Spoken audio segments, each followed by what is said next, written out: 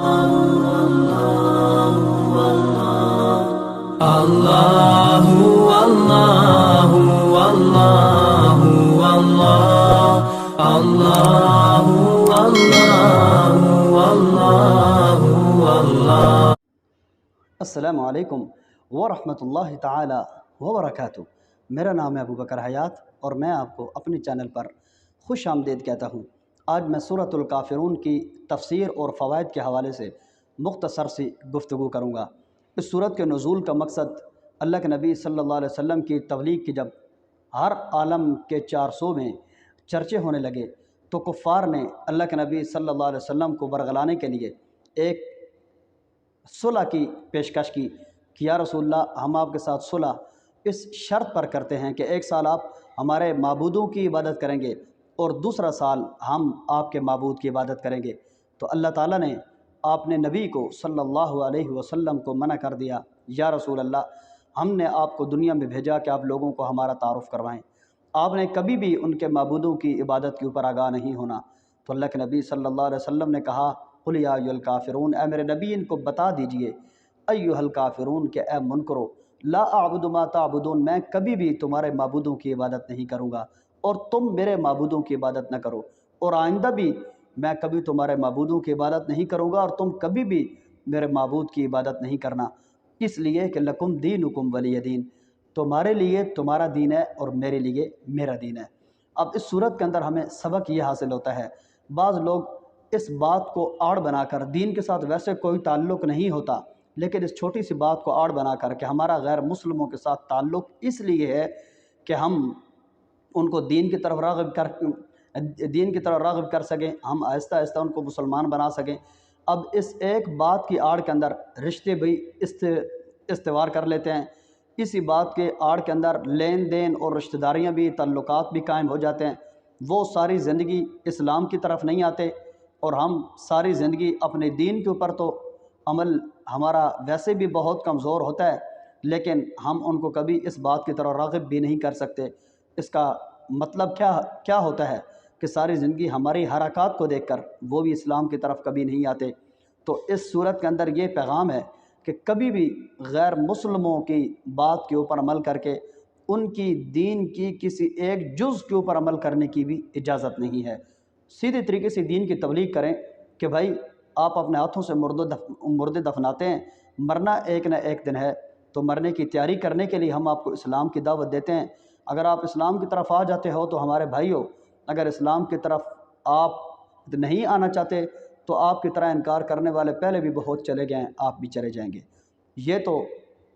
سورۃ الکافرون کا خلاصہ اور نزول اور مقصد ہوا،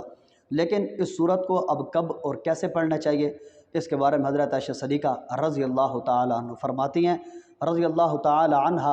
فرماتی ہیں کہ اللہ کے نبی صلی اللہ علیہ وسلم نے فرمایا کہ فجر کی سنتوں میں، فرضوں سے پہلے جو 2 سنتیں ہوتی ہیں، ان سنتوں میں جو سب سے بہترین صورتیں پڑھنے والی وہ سورۃ الکافرون اور سورہ اخلاص ہیں۔ اور صحابہ اکرام فرماتے ہیں کہ متعدد بار ہم نے اللہ کے حبیب صلی اللہ علیہ وسلم کو دیکھا، آپ علیہ الصلاۃ والسلام سورۃ الکافرون اور سورہ اخلاص فجر کی سنتوں میں اور مغرب کے فرضوں کے بعد کی 2 سنتوں میں متعدد بار ہم نے دیکھا کہ آپ علیہ الصلاۃ والسلام تلاوت فرمایا کرتے تھے۔ اور اس کے بعد ایک دفعہ ایک صحابی نے سوال کیا، یا رسول اللہ، ہمیں کوئی ایسی صورت بتلا دیجئے کہ ہم رات کو سوتے وقت اس صورت کی تلاوت کیا کریں۔ اللہ کے حبیب صلی اللہ علیہ وسلم نے فرمایا کہ سورۃ الکافرون پڑھا کرو،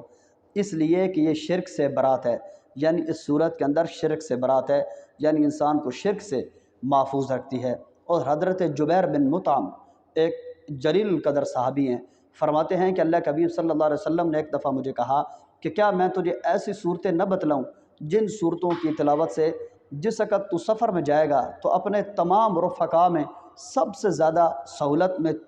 تو ہوگا اور تیرا بہترین سفر گزرے گا اور مالی اعتبار سے تو مضبوط ہوگا۔ تو حضرت جبیر فرمانے لگے، یا رسول اللہ کیوں نہیں، میں ایسا چاہتا ہوں، آپ مجھے بتلائیں۔ اللہ کے حبیب نے تبت یدا کے علاوہ جو 5 صورتیں ہیں، سورۃ الکافرون، سورہ اخلاص اور سورہ کافرون، اذا جاء نصر اللہ، قل هو اللہ احد، قل اعوذ برب الفلق، قل اعوذ برب الناس، یہ جو 5 صورتیں ہیں فرمایا کہ بسم اللہ کے ساتھ پڑھا کریں۔ حضرت جبیر فرماتے ہیں کہ اس کے بعد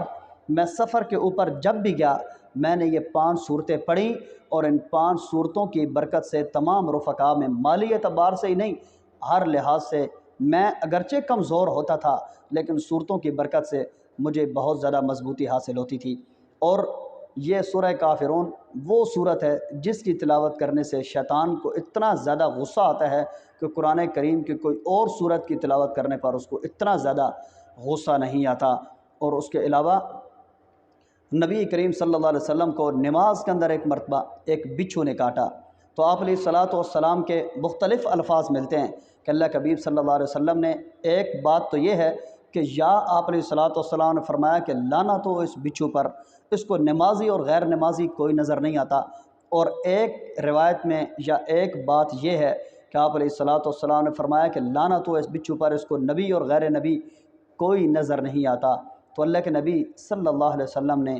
پانی اور نمک منگوایا۔ پانی اور نمک اس کے اندر وہ اثر ہے کہ جب بھی کوئی زہریلی چیز انسان کو ڈنس لیتی ہے تو اس کے ڈنسنے کے بعد زخم کو بھرنے کے لیے اور درد کو کھینچنے کے لیے پانی اور نمک کا استعمال ہوتا ہے۔ اللہ کے حبیب صلی اللہ علیہ وسلم نے پانی اور نمک منگوایا، سورہ کافرون، سورہ فلق اور سورۃ الناس۔ اللہ کے حبیب صلی اللہ علیہ وسلم یہ 3 صورتیں پڑھتے تھے اور اس زخم کے اوپر دم کرتے گئے اور پانی کو لگاتے گئے۔ اس کا مطلب یہ ہوا کہ کوئی بھی زہریلی چیز انسان کو ڈس لے تو سورۃ الکافرون، سورہ فلق اور سورۃ الناس یہ بہت مؤثر ہیں۔ اس کے علاوہ رسول اللہ صلی اللہ علیہ وسلم کی یہ اس بات کے اوپر یہ بہت بڑی بشارت بھی ہے، اور جو مفسرین کی باتوں سے اور اللہ کے نبی صلی اللہ علیہ وسلم کی احادیث سے اور اس سورت کی تلاوت کے جتنے فضائل سمجھ میں آتے ہیں، اس کا تقریباً وسیع مفہوم یہ ہے اپنے الفاظ کے اندر، اور اپنی ہی بات میں بیان کر رہا ہوں کہ اس سے سمجھ یہ آتا ہے کہ رات کو کوئی بھی شخص جو سورۃ الکافرون کی پابندی کرتا ہے، ایسے شخص کی موت شرک کے اوپر نہیں آتی۔ اللہ تعالی ہم سب کا حامی و ناصر ہو۔ والسلام علیکم ورحمۃ اللہ تعالی وبرکاتہ۔